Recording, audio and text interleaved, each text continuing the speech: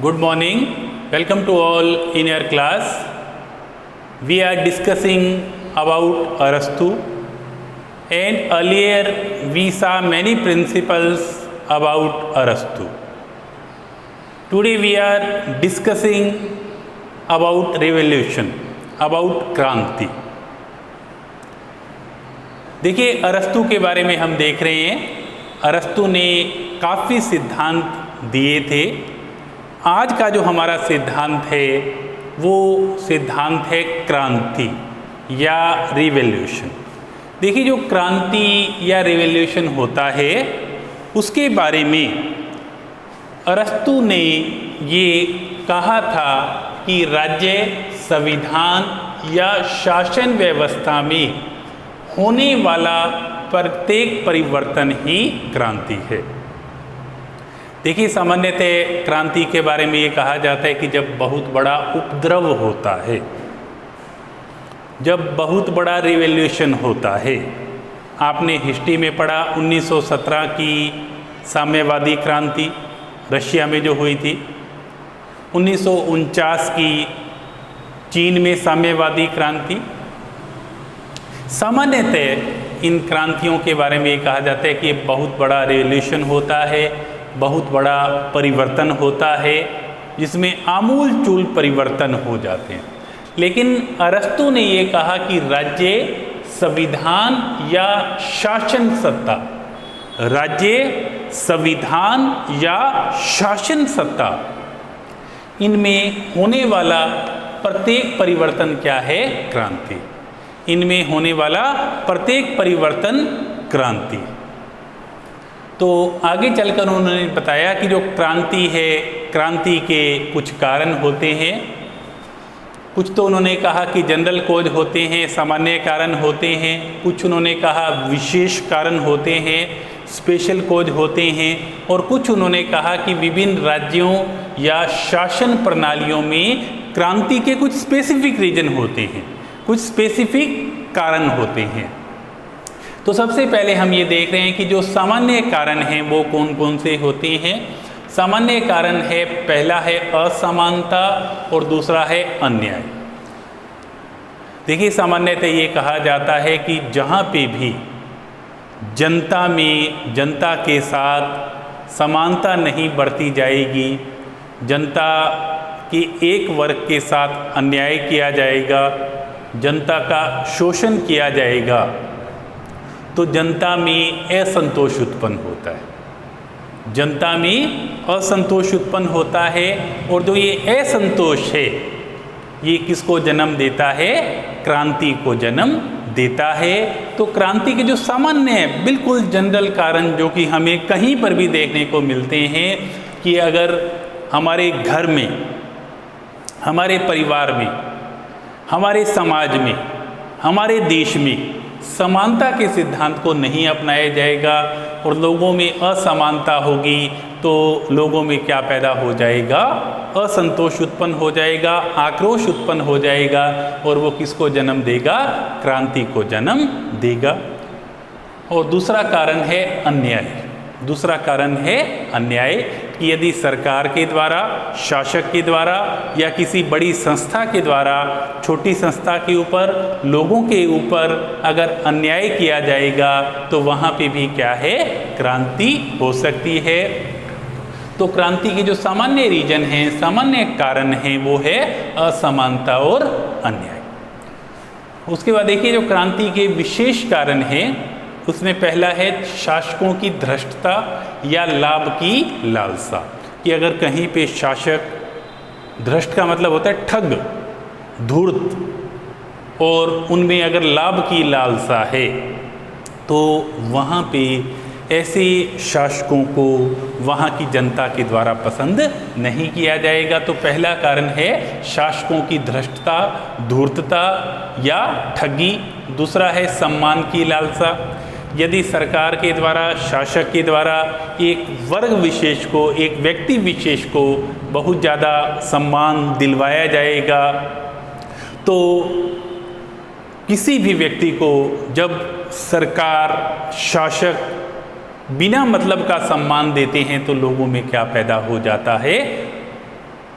असंतोष पैदा हो जाता है, और असंतोष किसको जन्म देता है? क्रांति को जन्म देता है। तीसरा है भय, कि अगर कहीं पे जो जनता है वो भयभीत है, जनता शासक से डरती है, उनमें डर की भावना है, तो ऐसे समय में जनता थोड़े टाइम तो उस डर को स्वीकार करेगी, लेकिन थोड़े टाइम के पश्चात जनता क्या कर देगी? क्रांति कर देगी। उसके बाद है घृणा, कि अगर मान लो जनता शासकों से घृणा करने लग जाती है, जनता शासकों के कार्य को पसंद नहीं करती, तो भी जनता थोड़े टाइम में क्या कर देगी? क्रांति कर देगी। प्रमाद का मतलब होता है आलस्य, लेजीनेस, कि यदि शासक प्रमाद वाले हैं, आलस्य वाले हैं, तो ऐसे शासकों को जनता पसंद नहीं करेगी और उनके विरुद्ध क्रांति कर देगी।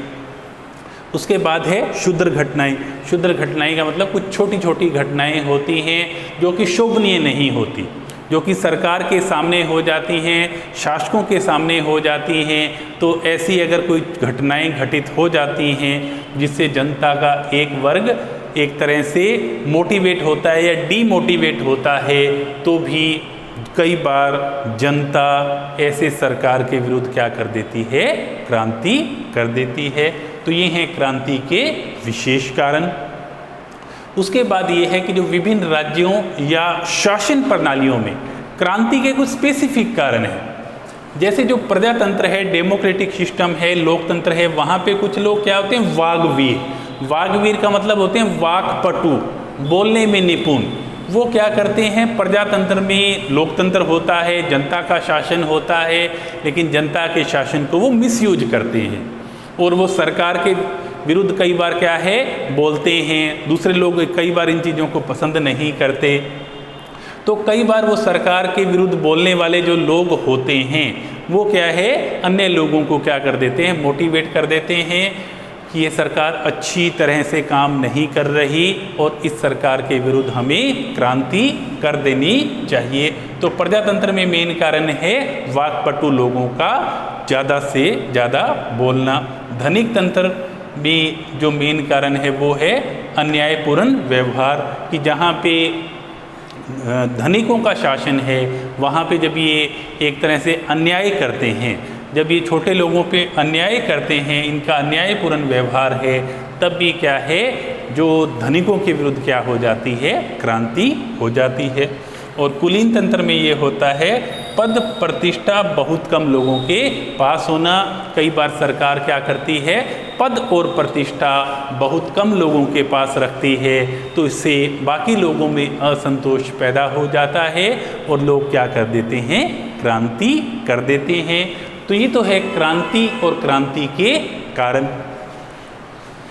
उसके बाद हम देख रहे हैं कि क्रांति का प्रतिकार का उपाय, कि क्या ऐसे उपाय अपनाए जाएं कि क्रांति हो ही न, और अगर मान लो कहीं पे कोई असंतोष, अन्याय या क्रांति के बीज पैदा हो रहे हैं तो उसे कैसे दूर किया जाए।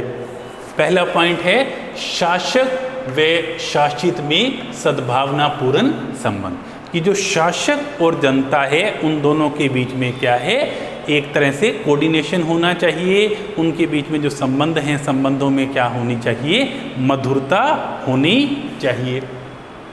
उसके बाद है नागरिकों को संविधान की भावना के अनुरूप शिक्षित करना, कि जो पब्लिक है, नागरिक हैं, उन्हें संविधान की जो भावना है उसके अनुरूप क्या किया जाना चाहिए? विकसित किया जाना चाहिए। उसके बाद है कानून का पालन, कि लोगों को कानून के प्रति मोटिवेट किया जाना चाहिए, कानून का पालन करवाया जाना चाहिए। राजनीतिक सत्ता पर क्या है? मोनोपोली नहीं होनी चाहिए, एकाधिकार नहीं होना चाहिए। जो शासन है वो कैसा होना चाहिए? भ्रष्टाचार रहित होना चाहिए, भ्रष्टाचार नहीं होना चाहिए। विभिन्न वर्गों में क्या होना चाहिए? संतुलन होना चाहिए। उसके बाद है विदेशियों की उच्च पदों पर नियुक्ति नहीं, कि जो फॉरेनर्स हैं, विदेशी लोग हैं, उनकी उच्च पदों पर नियुक्ति यदि होगी तो स्थानीय लोगों में क्या पैदा हो जाएगा? असंतोष पैदा हो जाएगा। उसके बाद है बाह्य आक्रमण का भय खड़ा करना, कि लोगों को इस बात के लिए हमेशा ही प्रेरित करना कि हमारा जो देश है, हमारा जो राष्ट्र है वो क्या है? प्रायोरिटी पे है, राष्ट्र सेवा देश सेवा प्रायोरिटी पे है।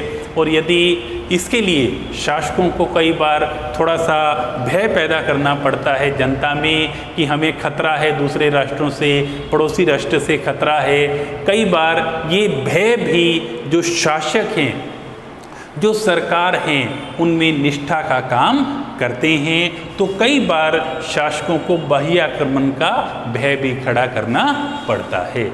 तो आज जो आपने टॉपिक देखा है वो देखा पहले तो क्रांति का अर्थ, फिर क्रांति के अलग अलग 3 कारण, और फिर आपने देखा क्रांतियों के प्रतिकार के उपाय। जो नेक्स्ट टॉपिक है वो हम नेक्स्ट क्लास में देखेंगे। Thank you so much.